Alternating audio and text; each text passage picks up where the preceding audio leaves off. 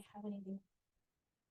All right, everybody. Welcome. Happy Tuesday. It's my pleasure to be with you. I'm grateful to all of you who are here live and grateful to all of you, all of those who are watching this a little bit later. My name is Michael, and I'm here to facilitate the workshop for the next hour or so on online content, online interaction for 8-week courses. I'm going to do a couple of things first. One, just quick items of housekeeping. Okay. We do have the chat enabled. If you want Flex credit, please be sure to sign into that chat. And you can also engage by asking questions, typing your thoughts in the chat. You are also welcome to use the raise hand and unmute function too, if that suits you. That said, I will take some time at the very end of the workshop to answer your questions if that is more comfortable for all of us, because I'll be stopping the recording at that time. Another thing I want to do, I'm going to share a link to my slideshow presentation right now, dropping that into the chat for all of you. And this is something you can download, keep, print it out, stick it on your refrigerator, whatever you would like to do with it. It's yours. And I'll be screen sharing that right now as well. Here we go. Last item of housekeeping is that we do have the closed captions enabled for this meeting. If you'd like to turn those on, just click on that CC button at the bottom of your Zoom screen, and those should appear right away for you. Okay, just double checking. Y'all can see my slide. Okay, is that correct? Fantastic. Thank you so much. Love to hear it. Okay, I will also do my best to keep an eye on the chat. But again, if there's something in there really urgent and I got to address it right now and I'm not seeing it, please don't be afraid to raise your hand or unmute and let me know. Okay. Alrighty. Today is session B of this workshop series. Remember, this is a 4-part workshop series. Last week, we talked about section A, which was all about content presentation. And many of you were there. It's great to have you back for session B on online interaction. Let's jump to it with some goals of the day. By the end of this session and logging out of this session, participants should be able to identify some key elements from various policies regarding regular and substantive interaction for online courses. Yeah. Also, you should be able to develop communication plans that are effective in a couple of different ways. Oops, I'm hearing some. Here we go. Sorry. Okay, I think that's good. All right. Thirdly, we're going to take a look at the what, when, how, and why regarding the pretty unique needs for communication in an 8-week online class. And then we'll also adjust our notification settings so that we are easily reachable and responsive in a timely fashion when our students reach out to us. Okay, so a few kind of overarching goals that we're going to try to accomplish in the next 45 minutes or so. With that, oh yeah, about me. That picture is so old. I really need to get a new one taken. You could see how naive I looked when it was taken, but it's okay. I'm still a little naive sometimes too, but I get to teach anthropology. I am also serving as the online education faculty coordinator, which is just the too long title to describe. I get to serve faculty all across campus as we navigate the world of online teaching together.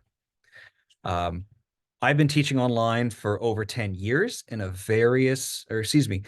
variable term lengths and modalities. I'm also the lead at the college for peer online course review and a member of the 8-week course design work group, which is supporting this workshop series.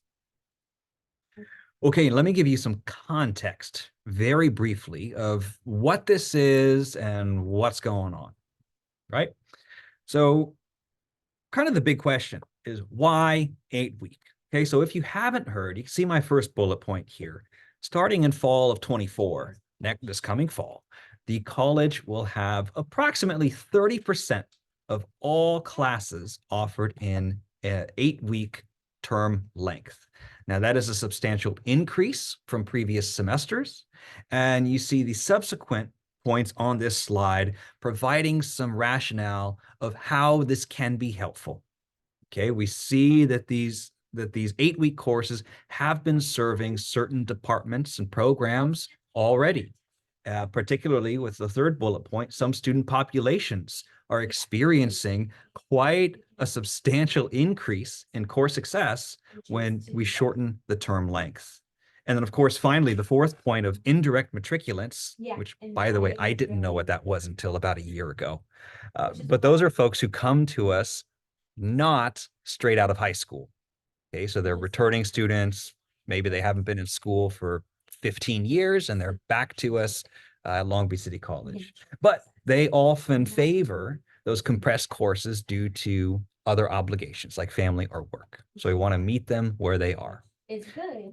It's good. It gives people options. Survey says a few weeks ago, before spring break, I got to administer a pretty informal survey to the 384 Long Beach City College faculty who were assigned to teach an 8-week course in the fall. And yeah, and I think debt grant from the survey results are very interesting. I'm just going to summarize for you. It was about a 50-50 full-time and part-time response rate, which is great. I was so grateful to have full-time and part-time voices represented rather equally there. 80%, 80% of respondents have already taught an 8-week class, which to me was very encouraging. Is okay, this isn't necessarily new. Awesome. Let's take this as an opportunity to improve what we are already doing in our 8-week courses. We asked faculty what their primary concerns of teaching an 8-week course include. Here are the top 3. Students falling behind, student attendance and participation, and also students being unaware of the 8-week course schedule. In other words, a student signing up for a class and not realizing it's actually an 8-week class until the course begins. Hey, that's in my mind, a very rational concern as well. And then finally, one thing where we asked folks, what are they most confident about? And the top option there, 17% responded they're most confident about effectively managing student emails, which is great because today we're going to talk a little bit about email and other ways that we can communicate with our students. Behind that was covering the content, and then finally encouraging and monitoring student attendance and participation right after with 12%. Okay, so just a little summary of some of the responses from our colleagues. Guiding principles. Okay, so again, this is a 4-part workshop series. And when I put these out for faculty, I want to have some sort of guiding foundation for where this information is coming from. So they're not doing it. First and foremost, I firmly believe there is no one-size-fits-all answer when it comes to effective teaching, period, but especially effective 8-week teaching. What works for me may not work for you, and that's okay. What works for you might not work for the person in the Zoom box next to you. That is fine. The key is identifying what works for you, for your course content, and most importantly, for your students. That's the key.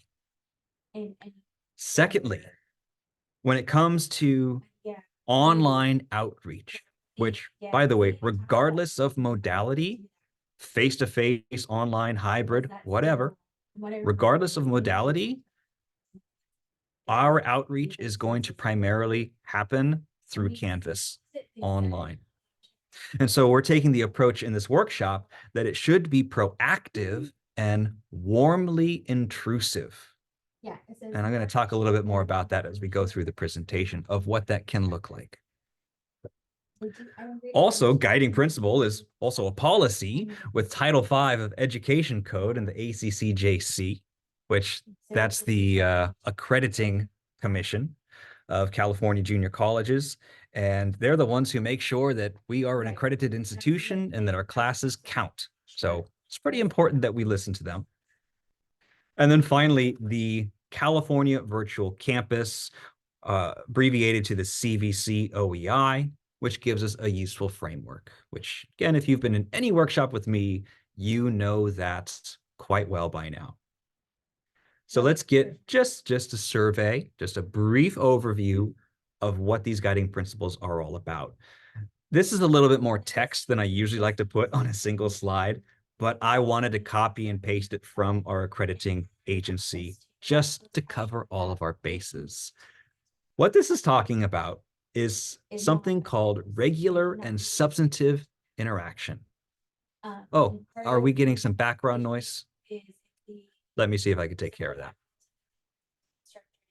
Contact the original creator to get it. I am in a shared office right now, so that might be some of the voice you are getting. I will try and get a little bit closer to my microphone right here. Okay. Okay, thank you so much. All right, sorry about that. Okay, so this is taking a look at regular and substantive interaction that occurs from or between instructors and students, but also between students, between student peers, really. So it's a policy, it's an educational code. This is not something that's like an optional, it would be nice if we did this. Like this is something that keeps us an accredited college. So it is imperative to keep these policies in mind. Now, the CVC OEI, which I spoke about a moment ago too, provides some best practices and recommendations for us to excel in the world of online teaching. I'm giving you a link here where you can learn a little bit more about this. And I like to provide all this context so you know that it's not just me providing these recommendations, where it's coming from some sort of foundation. Okay, you're still getting background noise. Let me see if I can take care of that. Give me just a moment here.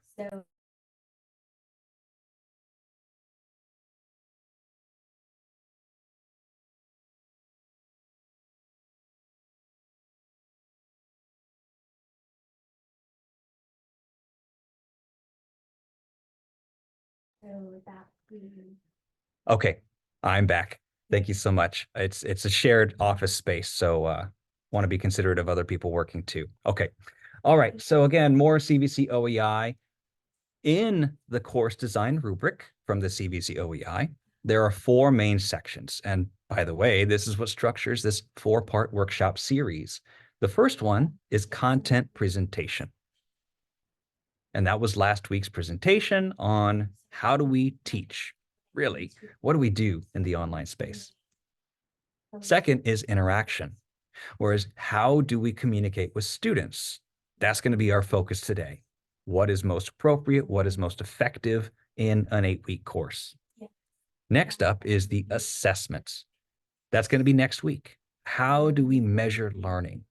How do we provide authentic assessments that truly measure the achievement of learning outcomes in a shorter term course? And then finally, accessibility. That's going to be our final workshop together, which is how do we meet our students where they are and make sure that everyone can access our course materials. Okay, so that's the structure of this 4-part workshop series. But again, today, part B, interaction. Let's get into it. There's really 2 main categories here, and I mentioned them a moment ago. The first is instructor contact, which involves when instructors reach out to the students, but also when students reach out to the instructor. Okay, so it's this 2-way communication. And the second category is about peer interaction. And again, that also comes in 2 different forms, where sometimes we as instructors might build a discussion forum in Canvas. Okay, so we might facilitate the peer interaction. But then other cases, students might initiate their own interactions among their peers. Okay, so we're going to talk about those, both of those categories as well.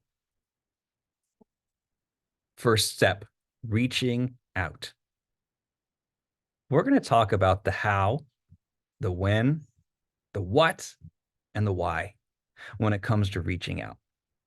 And again, I'm providing just a rough overview here of, we're going to look at the Canvas tools for the how.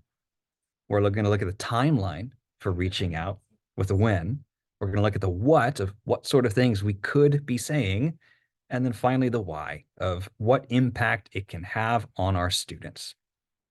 To demonstrate this, I'm going to be flipping between my slideshow and then a couple of different Canvas shells.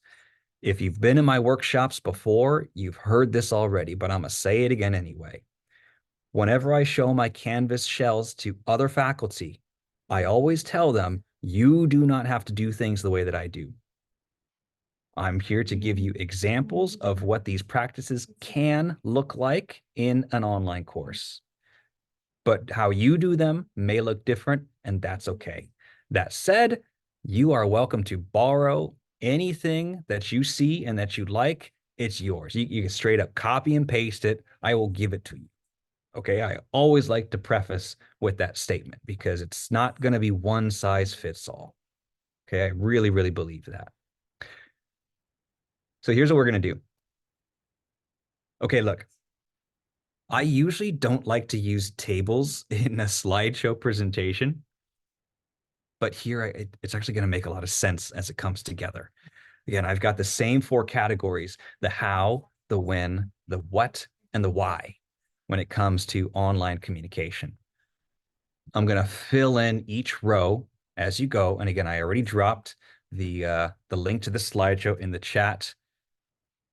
There it is again, if you came in a little late, so you can access this after this presentation if you'd like. Okay, but here we go. Check it out.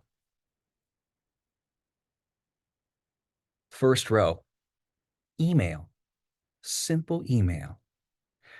But the when is important. This describes the pre-course contact. Okay, 2 weeks before the course start. And then for me, I do 2. One, a couple weeks before the course starts, and then another 1 week before the course start, right?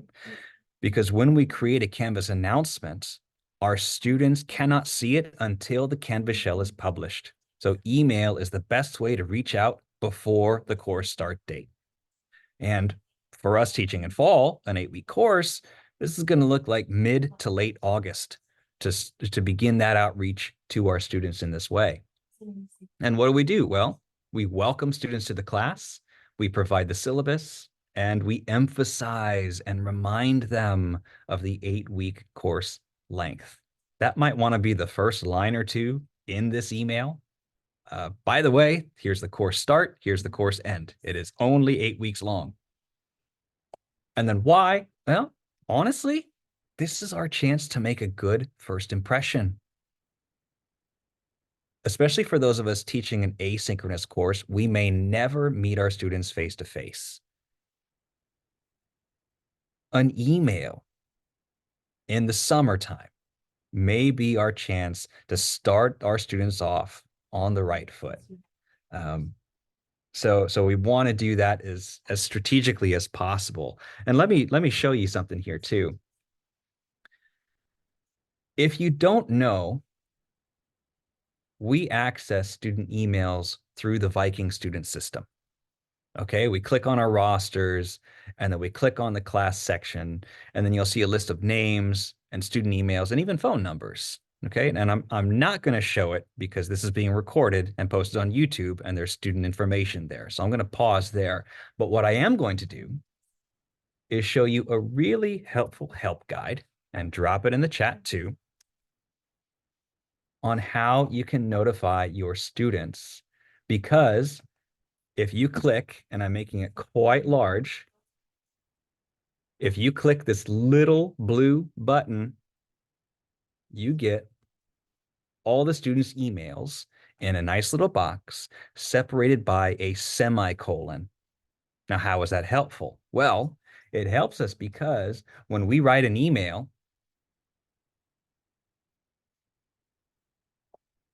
and we paste into the BCC section, that's the blind carbon copy section, if the emails are separated by a semicolon, then Outlook will send an individual email to each of those students. And I'm asking to use the blind carbon copy, the BCC option, instead of putting all of them in the 2 or all of them in the CC, because when it's BCC, students cannot see other students' personal emails. And that's really just a privacy thing, where we don't want to give the entire class everybody else's personal email address. So again, this help guide that I just dropped into the chat walks you through that, even emphasizes that BCC field when we're emailing our classes. So again, this is our opportunity to make that first impression and start the semester right, and also clarify this course is 8 weeks long. Here's when we start, whether it's on campus or on Canvas only, making sure that that is well known well ahead of time. You might get some responses saying, oh, I didn't know that. So it's a good opportunity to let students know that in advance. Second column, or excuse me, second row are the Canvas announcements. Now, for an 8-week course, I found that a balance of not too much, but not too little communication through announcements can be very helpful. Okay, so general guideline for the when, we can recommend about 2 times a week. Okay, now you may exceed that. I would caution not to do too many announcements, because if it's too much and too often, they might go unread or ignored. Okay, so make them meaningful and impactful. For me, I've been very successful having one at the start of the week, introducing what's to come, and one at the end of the week, reminding them of what is due at the end of that week. And why? Well, for the start of the week, it's our opportunity to spark curiosity in the learning unit. Whatever the topic is that week, share a story, tell an anecdote. Okay, let the students know why this is interesting to you and why they would want to get engaged with it themselves. And then, of course, offering the gentle reminders of what is coming up, of what is due. So again, in a Canvas shell, here we go. This is, so this is my live class. Okay, this is a partially online class. And the announcements, again, most of us by now have become accustomed to using announcements. Often it's, again, looking forward to seeing you in class, which is perfectly appropriate for a hybrid class. Remind them, yes, we're meeting today. I'll see you soon. And then, oh, we have work due tonight. Okay. If you have not already done so, I would encourage you to set up your Canvas shell so that the most recent announcement appears at the top of the homepage. So that way students see it as soon as they log in. If you're not sure how to do that, look, it takes us 3 seconds. We come down to settings, click on navigation. Excuse me, I clicked the wrong thing. Click on course details, scroll to the bottom, and click more options, and then click show recent announcements on the course homepage. And you can show just one, you can show 2, and I would recommend showing more than 2 on the homepage, because then it's just going to get too long of all these announcements in the way of your homepage. So maybe 2. If you want to do 3, sure, that's fine. But if you are doing 2 announcements per week right here, then maybe having 2 announcements show on the homepage from that week makes the most sense. Whatever you decide, make sure you click the Update Course Details button so that it saves in your Canvas shell. Okay? Me, I like 1 right now. My 8-week course, I'll probably do 2 at a time. All right. Next up, gradebook comments. Okay. I love gradebook comments because there's a lot of things that we can do with those gradebook comments. Now, I wrote here, generally, we can do this once or twice per week, but really that's going to vary based on whenever you do your grading. Okay, so me, I typically like to do most of my grading, if not all of my grading, for one class, all in one sitting. Okay, I like to knock out one class at a time, right? So that might, if the work is due Sunday, I might get all my grading done on a Tuesday.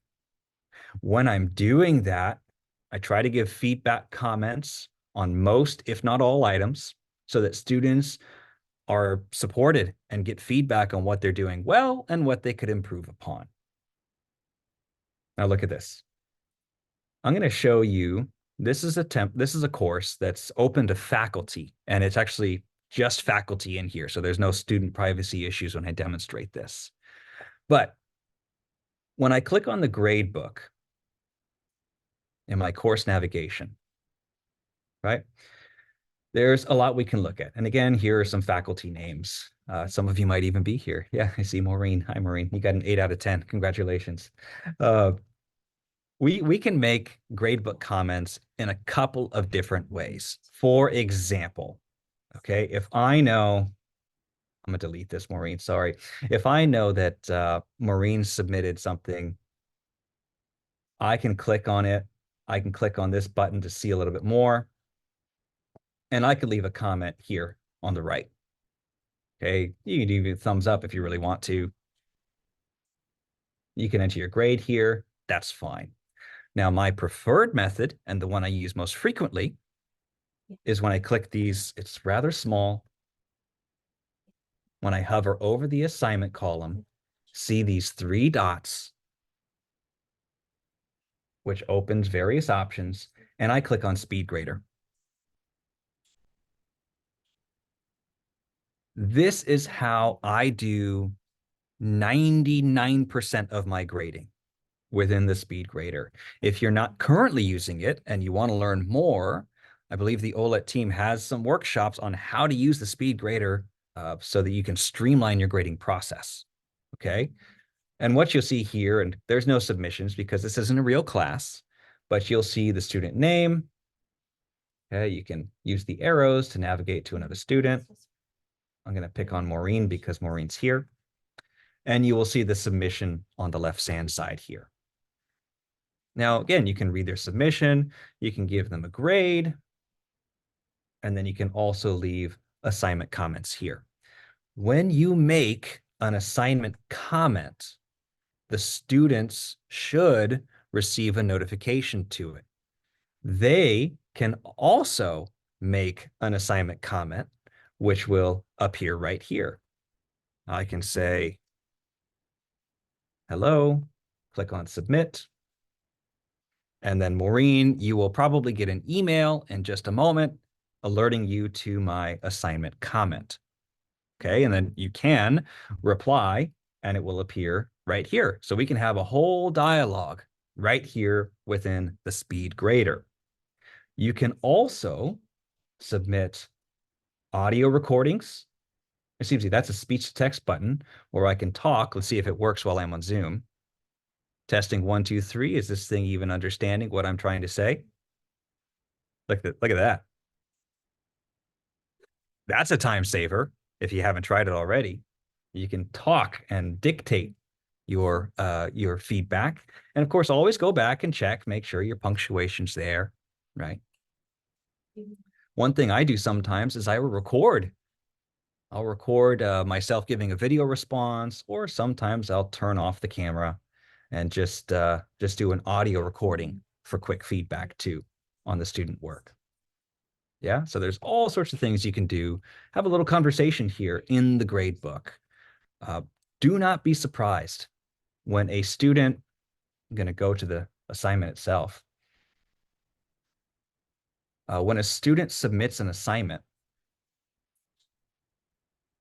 I'll open one up for you. Here we go.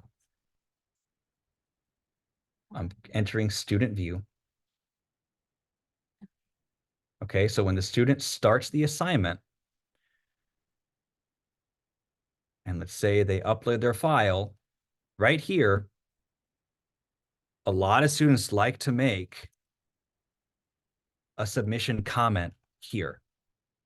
And when students do that, it will appear back in the SpeedGrader where we just were.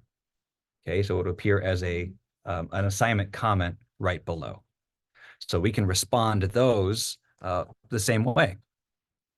Sarah asks in the chat, do students get notification and can they see comments in SpeedGrader before grades are posted? Good questions. The first one, yes, they should get a notification. Now, sometimes they turn those off, but they should get it by default.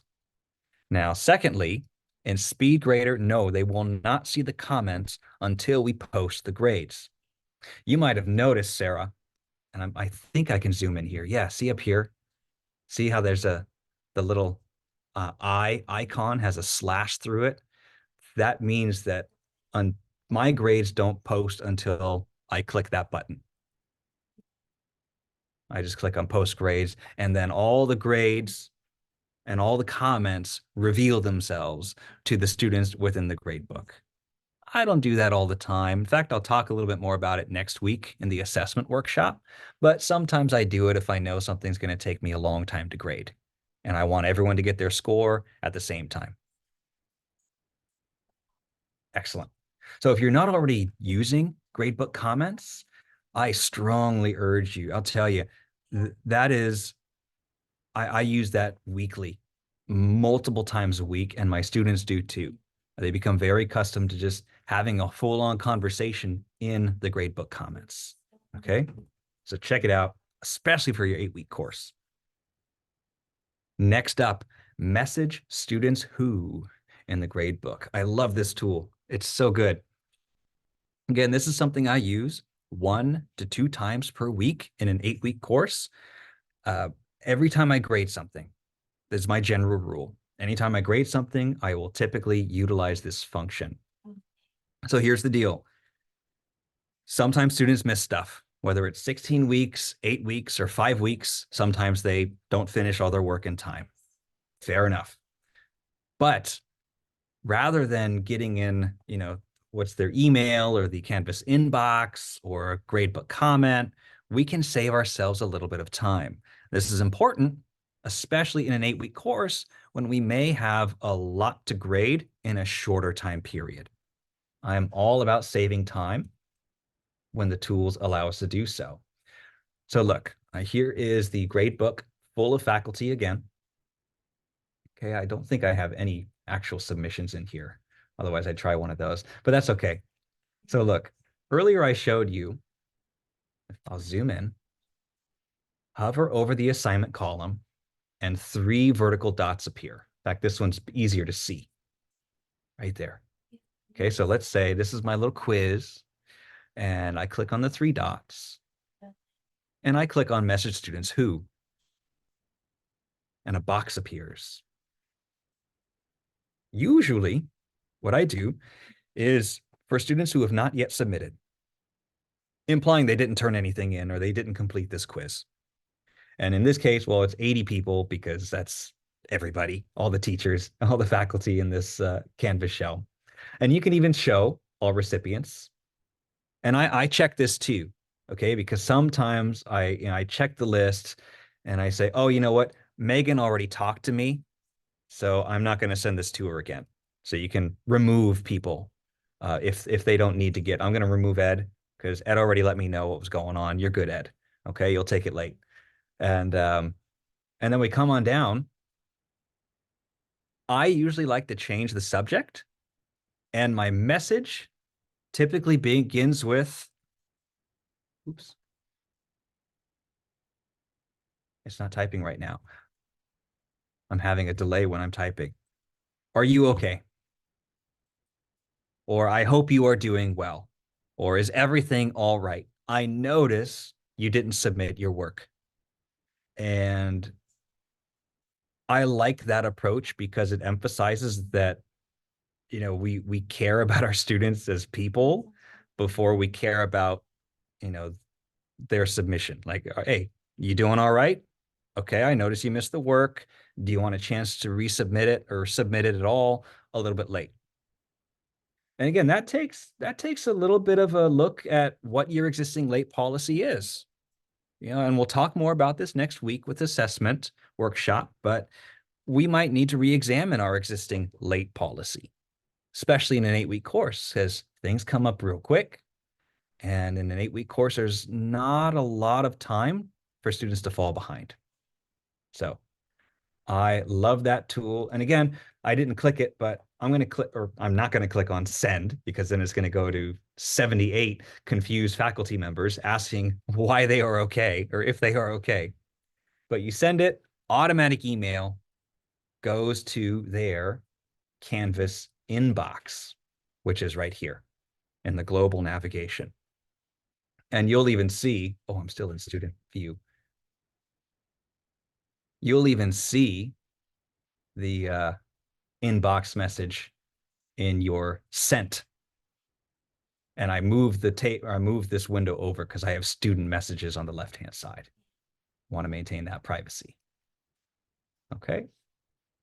So again, if you're not already trying it, Message Students Who has been a game changer for me. Next up is the new analytics tool. I use this 3 to 4 times per semester. And for an 8-week course, I find that that makes the most sense. And really, that's every 2 to 3 weeks. We use the new analytics tool to message our students based on a grade range. We can offer guidance, kudos. This is, a time-saving, yet still very targeted outreach to our students. And if you haven't used this before, it's really neat. On our course homepage, we click on New Analytics. And it's already selected on course grade. And we just click this email icon. Again, Message Students Who. And then we can select a grade range. So I'll say 0 to 69%, which is implying students who are not passing with a C or better in the course. Enter your message here, okay, or enter the subject here, message here, and send. And that again, it goes to them through the Canvas inbox as an individualized message. Now, in addition to that, I would recommend reach out to students who are doing exceptionally well and invite them. Hey, you're doing great. Do you want to major in anthropology? Do you want to take more anthropology classes? You're really good at this. You have a skill set for this stuff. So think about what that can look like in your class as far as, who you want to prioritize reaching out to. At the very least, reach out to students who are in need of extra support. Okay, so the students not passing currently. You might even want to do this before that drop deadline, because it comes up quick. If they want a W versus a letter grade, that should be around week 6 in an 8-week course. Put it out there to them. Hey, you're not passing right now. Are you going to come back and participate? What's your plan? Let's figure it out together. Ed, I see your question in the chat. Do we want to use the new analytics for messaging on top of Starfish? I would advise yes, of using it in addition to Starfish, because this, what I'm showing you right here, is just between professor and student, where Starfish has this, well, dare I say, starfishy outreach to different entities across the campus that get looped into that conversation too. So I like using both. Yep. Last but not least, on my little table here. Oh no, it got cut off. Sorry about that. Other. Okay, and this is for an 8-week course. When all else fails, I go back into my PeopleSoft roster and I pull personal emails and student phone numbers. Okay, and again, this is if I have tried everything else on here to reach a student and they're not responding, maybe they're not getting them, or I don't know, maybe something else is going on, I will put in that phone call to the phone listed in the roster. And again, I typically don't leave voicemails if nobody picks up. I try and be, not terribly intrusive with that, but want to warmly reach out and really just see, hey, is everything okay? Do you want to continue the class? If yes, what do you need to succeed? Okay, so that's really kind of like the last thing I do in terms of outreach. Okay, so again, that's in your PeopleSoft roster, same place where we post our grades at the end of the semester. With that, we got some how, when, what, and whys. The complement to that is being reachable. Okay, so all that was about us reaching out. Now it's time for us to be reachable when students contact us. I reference here a survey from, it doesn't feel like 4 years ago, but it was 4 years ago, from the Office of Institutional Effectiveness, showing that students really appreciate when we reach out to them in a variety of ways to let them know how they're doing. But also, I want to highlight the importance of our notification settings. Okay, if we expect our students to respond to our assignment comments, to our rubric scores, to our announcements, the least we can do is be responsive in a timely manner when they reach out to us.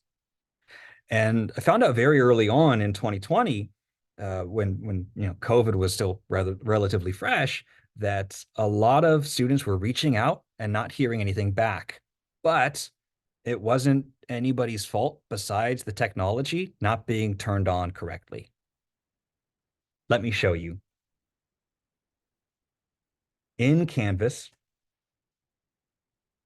we can click on Account at the far left-hand top, right under the Long Beach City College logo, where you should have a profile picture. Oops, here we go. When we click on that, the first thing to pop up is notifications. Click on that. What you do here is going to affect the notifications in all of your Canvas shells. There's a lot of things we can do in here, but I'm going to show you my top 3. Okay. First of all, an announcement created by you.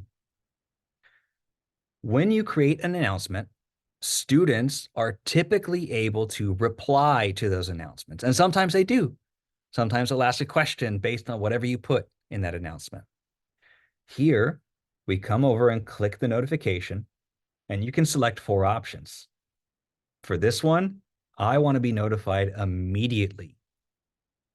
And what that means is, as soon as a student replies to my announcement, Canvas will send me an email to mrobertson@lbcc.edu letting me know, oh, you have an announcement response. Check it out.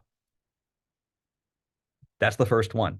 The second one, we talked about this earlier, is the submission comment. I want that turned on to notify immediately. And what that means is the moment a student submits their assignment and makes a comment here, that gets pushed to my email. Because that's helpful, because sometimes they have a question about their submission. They're not really sure. Hey, professor, could you check this out? I wasn't really sure on question number 3. I want to get those immediately so I can respond in a timely manner. And then the last one, I would recommend turn on to immediately, is the conversation message. And that describes, or that identifies the inbox messages here. I like to have those immediately pushed to my email. Again, I want to respond to those as promptly as possible. So having those immediately sent to me makes the most sense. Okay. I encourage you, click on account, notifications, and take a look at these. As you hover over them, Canvas will tell you, okay, what they mean. Make the judgment call for yourself of which ones you want to know immediately, which ones you want to know at the end of the day. Maybe some of them you don't want to know until the end of the week, and that's okay too. So use your judgment. Again, I recommend those 3. And yeah, Ed, I see content link error is a good one to be immediate, which is if there's a broken link in your Canvas shell, Canvas will let you know right away. Okay, so take a look at this list. Let me know if you have questions about that as you do. And yeah, make a judgment call. What makes the most sense for you? The second point here, actually third point down, is a realistic and attentive communication plan.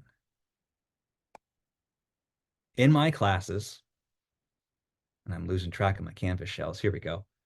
Yes, in my classes, okay, my first module, and I got to share this last week with you all too. My first module includes a Meet Your Professor page. And on that page, I tell a little bit about myself, but I also provide a communication plan.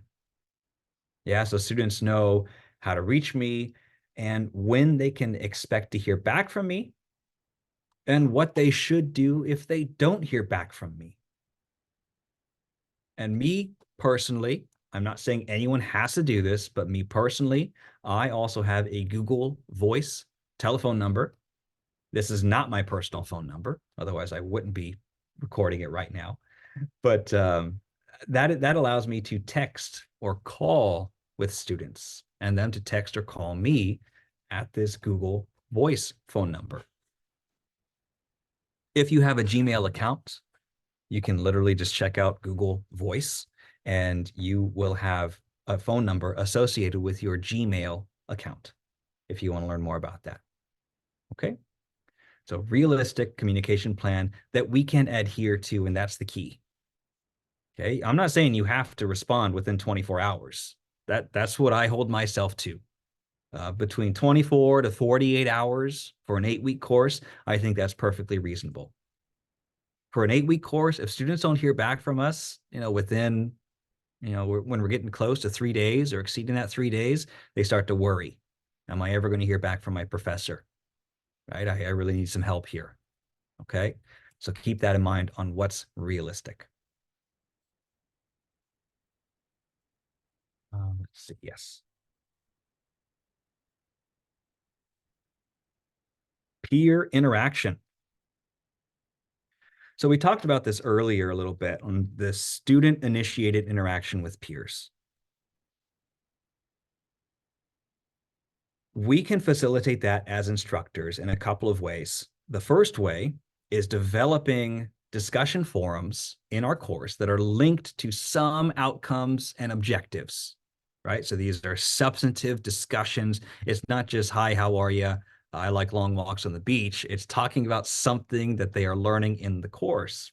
And part of that is offering participation level expectations, right? And what that can look like in your online course. A couple things I want to show you here. I'm going to go back to my homepage. So from the homepage, there is a button right here, Connect with Classmates. Upon clicking that, students come to a student hangout forum. And I say very clearly, look, this is ungraded and optional, but this is a place to build bonds and ask questions of your classmates, right? And I'll check in on this. I actually subscribe to this. And when a student posts, I like to let other students know, hey, by the way, so-and-so posted to this forum. I also like to give the instructions. If you want to meet with an individual classmate to study or collaborate, here's a guide that shows you how to message a classmate individually. So this way they don't have to exchange personal emails, but they can still have a conversation in pairs or in smaller groups through the Canvas inbox too. In addition to that, let me get back to my great book. When I build structured discussions on the course content, I'm going to use this one right here. Okay. I always break it down by their first post and by their second post. Okay, and the first post is typically some sort of response, but in this case, it's they read an article and they respond to a few questions connecting the class material with that article and their life, in this case, their speech. But then their second post is almost always a classmate response. And I always like to offer a little bit of guidance here, whereas they can collaborate and add on to it. They can respectfully disagree, right? But so it's not just a yes or no short response there. In addition to that, clicking these three vertical dots near the top right of the forum gives us a button to either create, or in this case, show a rubric. Clicking on that shows the rubric I've made ahead of time for this discussion forum, which breaks down the initial post and the classmate response. 5 points for initial post, 5 points for classmate response. In an 8-week course, yes, it helps us to share these expectations with our students, but it's also really helpful come grading time. I'm getting into my speed grader now, to have a rubric where I can look at their first post, say, yes, full marks, classmate response. Oh no, they didn't respond to a classmate here. Or maybe they did, but they didn't quite engage to the level that was expected. Click on save, and they'll receive a grade. I'm going to talk a little bit more about rubrics next week, but it is part of making sure our peer interaction is substantive with really clear expectations. Some key takeaways, because we are running out of time. Be aware that our students in an 8-week course may have higher expectations for our response time. Be aware of that, and let's be gracious as we can be, I'll say. As I showed, the what, the how, the why, the when, employ a variety of tools for warmly intrusive outreach. Okay, instead of reaching out with you missed this, you're going to get a failing grade, just say, everything okay? Do you want to submit it late? All right, I'd love to see your work. You'd be surprised how far a warmly intrusive approach can get us with some students. Urge and encourage students to talk with peers. This can vary based on your modality. I concede that, but we can continue to encourage these student-to-student interactions in a variety of forms, like the discussions that I shared with you. And then also use your judgment to know when to ease up. All right, if we're just messaging, announcing, inboxing, emailing a student daily, their inbox might get overfilled. They might become overwhelmed and say, nope, I'm done. Okay, so we can be warmly intrusive, but also maintain a balance of doing the right size outreach based on our students' needs. Use your judgment on what's most appropriate. And then, of course, learn more. I dropped the link to this slideshow in the chat. This link is active, which will take you to a 32-page document giving best practices, videos, and recommendations for your 8-week online course. If you haven't already, check it out. There's some good stuff in there too. Also, if you missed last week, this is an active hyperlink. If you're not tired of my voice by now, you can click it and listen and watch along with the recording that we did last week on content presentation. And next week is all about Section C, assessment. I hope you can come. That will be our 3rd out of 4 workshops in the series, and it's going to be a good one. I promise you that. With that, we have a few minutes left. I'll also stick around after 3 o'clock to answer any questions that you may have. But I do want to thank you so much for coming out this afternoon. And those of you watching later on YouTube, I appreciate your views. I hope you are all doing well. Please don't hesitate to contact me directly if you have any questions, comments, or concerns. I'm going to stop the recording and open it up to this group right here live with any questions. And I appreciate your time. Take care.